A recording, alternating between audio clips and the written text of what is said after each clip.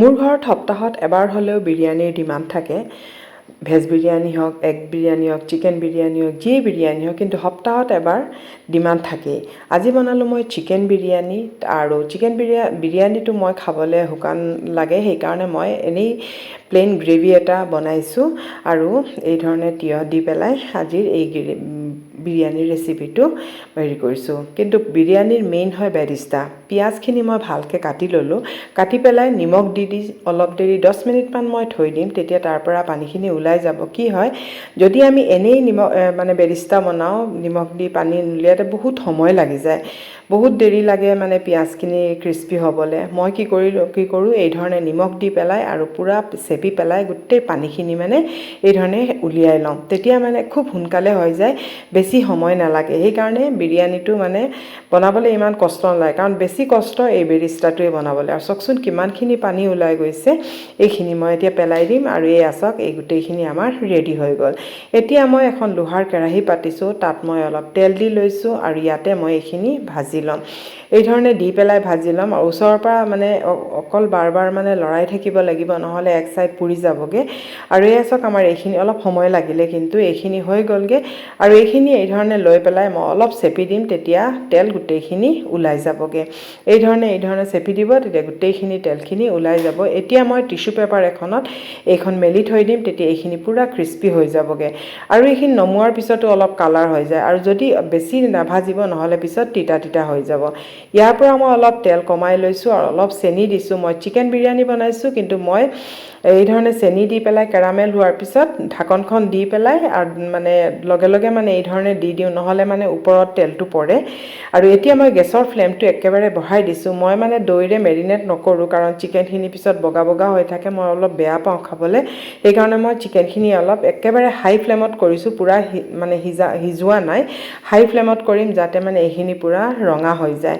এতিয়া মই ইয়াত টেঙা দৈ লৈছোঁ, আৰু ইয়াত দি দিম মই গোটেই মানে যিখিনি মছলা, জিৰা, ধনিয়া, কাশ্মীৰী পাউডাৰ লৈছোঁ, জলকীয়াৰ, হালধি গুড়ি লৈছোঁ, আৰু বিৰিয়ানী মছলা লৈছোঁ, কাৰণ যিহেতু বিৰিয়ানী বনাম, সেইকাৰণে বিৰিয়ানী মছলা লৈছোঁ। আদা, নহৰু আৰু জ্বলা হ'বলৈ অলপ মই জলকীয়াৰ পেষ্ট দিছোঁ, আৰু ইয়াত মই দিছোঁ গোটেই গৰম মছলাখিনি মই ইয়াত ব্যৱহাৰ কৰিছোঁ, ষ্টাৰ ফ্লাৱাৰ গোটেইখিনি আৰু ইয়াত ব্যৱহাৰ কৰিছোঁ, আৰু চাহি জিৰাও দিছোঁ। আৰু দি পেলাই এইখিনি মই গোটেইখিনি ভালকৈ আকৌ পূৰা ভালকৈ ফেটি ল'ব লাগিব, নহ'লে কিন্তু দিয়াৰ পিছত এইখিনি গুটি গুটি হৈ যাবগৈ। এইখিনি ফেটা হৈ গ'ল, অলপ ডাঠ আছিলে, সেইকাৰণে মই অলপ পানী দি পেলাই এইখিনি ভালকৈ ফেটি পেলাই থৈ দিলোঁ। এই আচক তেতিয়ালৈকে এইখিনি পূৰা ৰঙা হৈ গৈছে, দেখিছেনে, খুব ধুনীয়া কালাৰ এটা আহিছে। আৰু বিৰিয়ানীততো আলু দিলে ল'ৰা ছোৱালীয়ে ভাল পায়, সেইকাৰণে মই আলু কেইটামান দি দিছোঁ। আৰু এতিয়া এইখিনিও ভজা হৈ গ'লগৈ, আৰু ইয়াত মই দিবলৈ পাহৰি গৈছিলোঁ, অলপ জায়ফল দিছোঁ, জায়ফলে মানে ইয়াৰ ফ্লেভাৰটো ভাল আহে।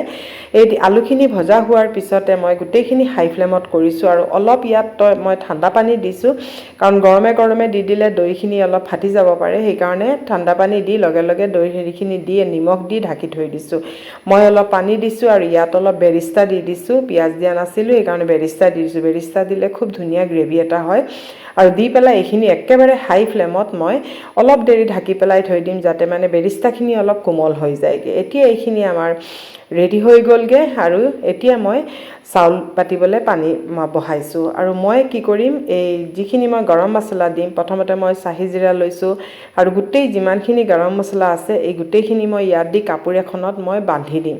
মানে কি হয়, চাউলত যদি আকৌ এইখিনি খোলাকৈ দিওঁ, পিছত খাওঁতে বহুত দাঁতত আহে, কাৰণ মই অলৰেডি মাংসটো দিছোঁ, অলপ খোলাকৈ দিছোঁ। আৰু এতিয়া এই টোপোলাটো পানীতে দি দিম। এইখিনি চব পূৰা উতল আহি গ'লগৈ, আৰু সেই সময়তে ইয়াৰ হেৰিখিনি ওলাই, পানীখিনি দেখিছেনে, পূৰা ৰস ওলাই গ'ল। ইয়াত মই দিছোঁ ৰিফাইন তেল 2 চামুচ, আৰু অলপ নিমখ দিছোঁ, দি পেলাই চাউলখিনি মই 1 ঘণ্টাৰ কাৰণে তিয়াই থৈ দিছিলোঁ, সেইখিনি বাসমতী ৰাইচ হয়, আৰু তিয়াই থৈ এইখিনি দি পেলাই দি দিছোঁ। আৰু এইখিনি অলপ দেৰি মই উতলাম, যাতে মানে হাতেৰে প্ৰেছ কৰিলে আৰু গোটেই মানে হেৰি হৈ যায়। মই কিন্তু আধা সিজাকৈ নাৰাখোঁ, মই পূৰা সিজাই লওঁ। এই আচক, কিন্তু দেখাত টান টান যে লাগে, কিন্তু প্ৰেছ কৰিলে পূৰা একেবাৰে মানে কোমল হৈ যায় আৰু মই তেনেকাই কৰোঁ, তেতিয়া মানে বিৰিয়ানীটো খাবলৈ ভাল হয়। আৰু এয়া চাওক এইখিনি পূৰা পানীখিনি অলপ মই উতলাই ল'লোঁ হাই ফ্লেমত, কিন্তু মাংসখিনি পূৰা ভালকৈ এতিয়ালৈকে সিজা নাই, কাৰণ গোটেইখিনি মই প্ৰচেছটো হাই ফ্লেমতে কৰিছোঁ।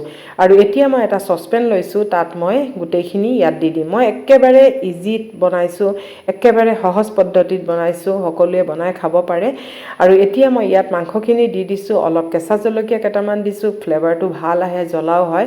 আৰু বেৰিষ্টা অলপ দি দিছোঁ। এই ধৰণে দি পেলাই এতিয়া ওপৰত আকৌ গোটেই চাউলখিনি মই দি দিম, গোটেই চাউলখিনি ভালকৈ দি দিম।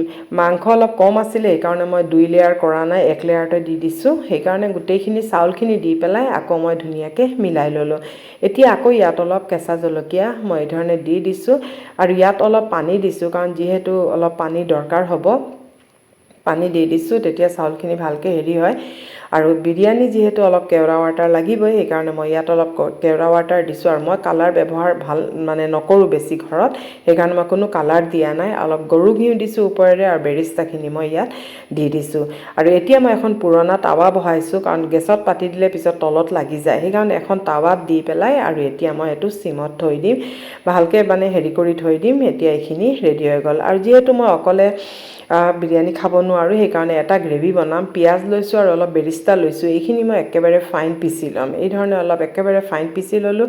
এতিয়া মই এখন কেৰাহী পাতিছোঁ, তাত মই অলপ তেল দিছোঁ, আৰু ডালচিনি, লং, ইলাচি এইখিনি দি পেলাই, আৰু যিখিনি এতিয়া পেষ্ট বনাইছিলোঁ, এই পেষ্টখিনি মই ইয়াত দি দিছোঁ।